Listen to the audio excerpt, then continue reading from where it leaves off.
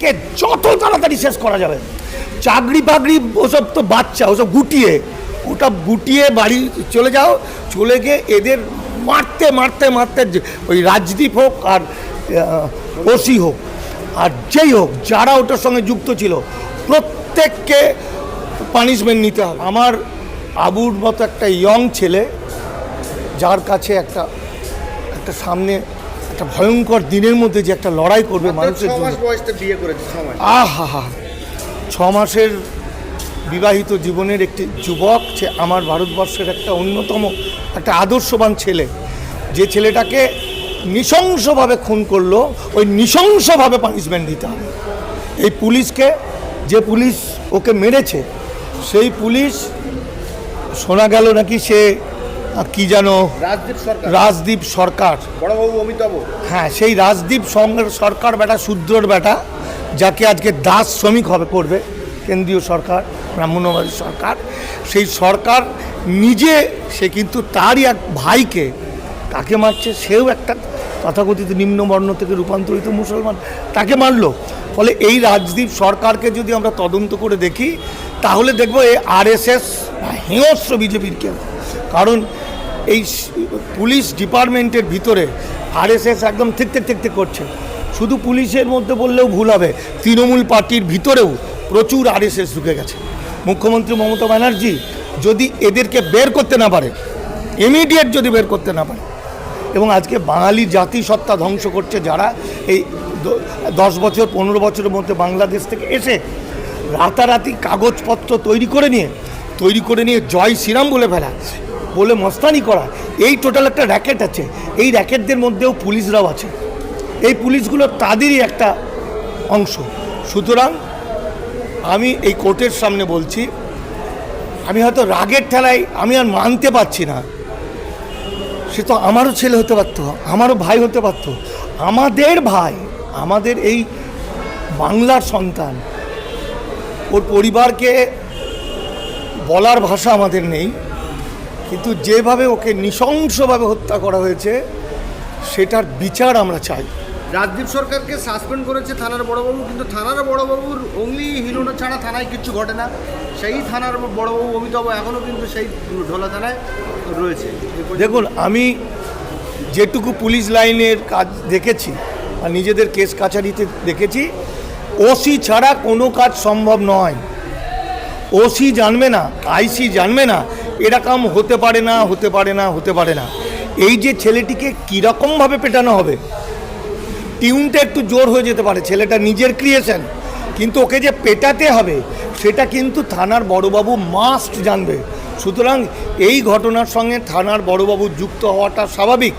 আমি আবার শুনছি তিনি নাকি মানবিকতার কারণে 50,000 টাকা দিয়ে গিয়েছিল ওই ছেলেটিকে কেসের জন্য, চিকিৎসার জন্য। আমি ভাই মানবিকতা পুলিশ খুব কম দেখেছি। এই আজকে এডিজি দেখলাম, একজন লেখক পশ্চিমবঙ্গের কারা দপ্তরের, এই লোকটাকে আমার ভক্তি লাগলো, মানবতাবাদী একজন সত্যিকারের প্রকৃত মানুষ। এরকম হাতে গোনা 2-4 জন থাকে, কিন্তু 50,000 টাকা নিজে দিয়ে যাচ্ছে চিকিৎসা করার জন্য।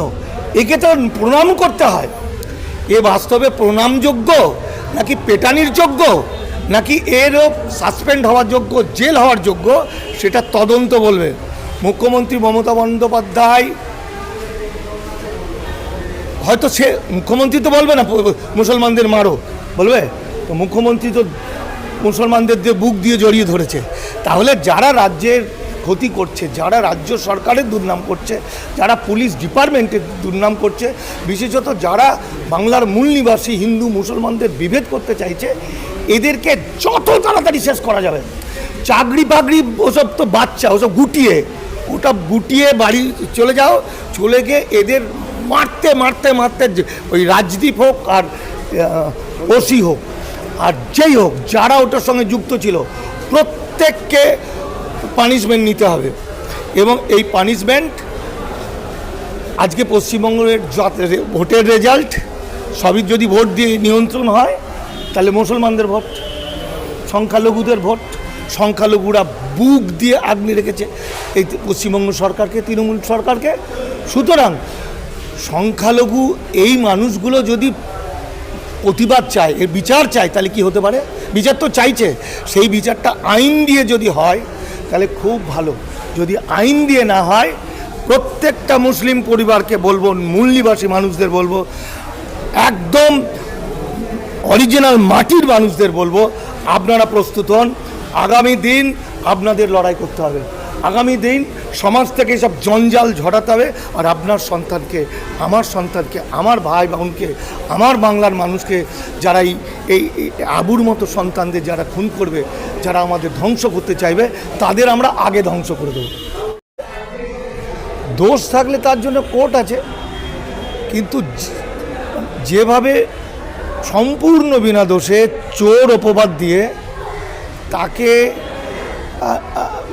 মেরেছে মানে এটাকে মারা বলাটা মনে হয় আমার ভুল হবে, এটাকে খুন করেছে। যেভাবে নৃশংসভাবে খুন করেছে, কোনো মানুষ এরকম করতে পারে না। সুতরাং এই যে খুন করেছে যারা, তারা মানুষরূপী হয়তো ভয়ঙ্কর দানব, আর তারা মানুষের রক্ত চায়, মানুষকে মেরে ফেলতে চায়। এরা সমাজে বেঁচে আছে, এরা সমাজে পুলিশের পোশাক পরে, পুলিশের গাড়ি নিয়ে ঘুরে বেড়াচ্ছে আমাদের চোখের সামনে। এই যে ভয়াবহ নরখাদক যে মানুষকে মেরে দিতে পারে, মানে একটা 22 বছরের তরতাজা ছেলেকে যাকে নৃশংসভাবে খুন করলো, মানে এবং খুন করার পর যে পদ্ধতিতে তাকে খুন করেছে, সেটা থেকে বোঝা যাচ্ছে এটা পরিকল্পিত খুন। এইভাবে মারবো। আর এই এতটা মারার ক্রোধটা কেন, কিসের জন্য ক্রোধটা, কোনখানে? কোনো ওর সঙ্গে তো কোনো টাকা পয়সার সম্পর্ক ছিল না, পুলিশের সঙ্গে অন্য কোনো রাগ ছিল না। তাহলে এদের মধ্যে, এই পুলিশ যারা মেরেছে, এদের মধ্যে একটা মুসলিমদের প্রতি একটা ঘৃণা, একটা রাগ, একটা ক্রোধ, মানে তাকে মেরে ফেলবো, মুসলিম দেখলেই মেরে ফেলবো।